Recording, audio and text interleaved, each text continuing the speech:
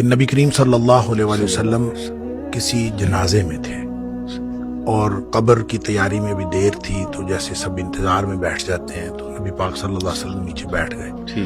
آپ کے ہاتھ میں ایک چھڑی تھی اور آپ زمین میں جیسے آدمی کچھ سوچ رہا ہوتا ہے تو ساتھ ساتھ ایسے تو پھر آپ نے اس موقع پر ایک بات ارشاد فرمائی. پھر آپ نے دونوں کیفیتوں کو الگ الگ بتایا. آپ نے فرمایا جب مومن کی روح نکلتی ہے تو فرشتے آتے ہیں، ملک الموت جنت سے کفن لے کے آتے ہیں، اور وہ جیسے میں نے پہلے بھی عرض کیا کہ وہ آ کے فرشتے سارے اپنی اپنی ڈیوٹیاں لگ جاتی ہیں، اور پھر وہ اس کے کان میں آ کے کہتا ہے ایتھا النفس الطیبہ، اے پاکیزہ روح نکلو، اخرجی الی مغفرۃ من اللہ ورضوان، سبحان اللہ کی مغفرت اور اللہ کی خوشنودی کی طرف نکلو.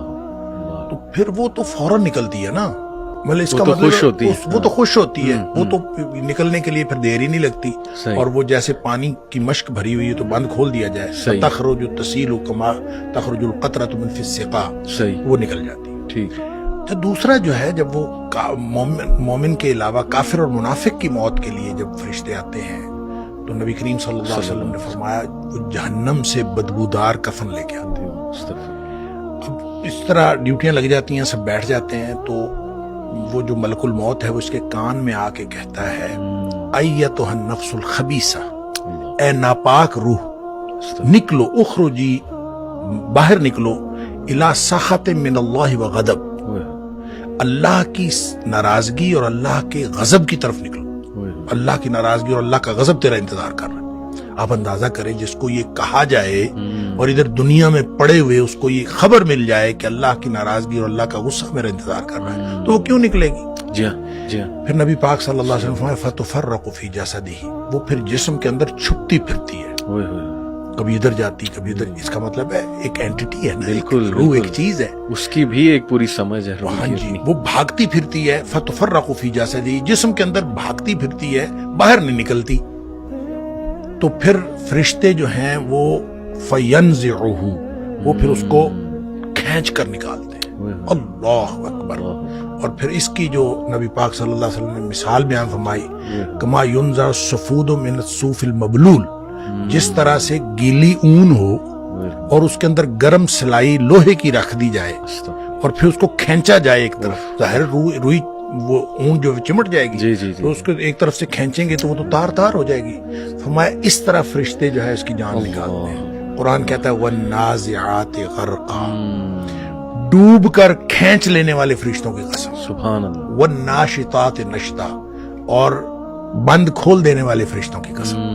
یعنی بالکل ایسے جیسے بند کھل جاتا ہے، یہ مومن کی موت ہے، اور پھر اس کو اندر سے کھینچ کر نکالتے ہیں، یہ کافر اور منافق کی موت ہے. پھر آگے بھی تفصیل نبی کریم صلی اللہ علیہ وسلم بھائی وہ جو آپ بتا رہے تھے 7ویں آسمان تک جاتی ہے، تو یہ 7ویں آسمان تک جاتی ہے. وہ تو جو علیین میں جا کے اللہ تعالیٰ کی طرف سے ہو کے اور پھر اس کو علیین میں مقام مل جاتا ہے، اور اس کو لکھ دیا جاتا ہے. علیین یا مقام ہے یا رجسٹر ہے، اس کے اندر وہ شامل ہو جاتی ہے، پھر وہ واپس آتی ہے. اسی طرح جب منافق کی اور کافر کی روح جاتی ہے اس کو بھی فرشتے پکڑ کے لے جاتے آسمان کی طرف ہی ہیں، لیکن آسمان کے دروازے ہی نہیں کھولے جاتے.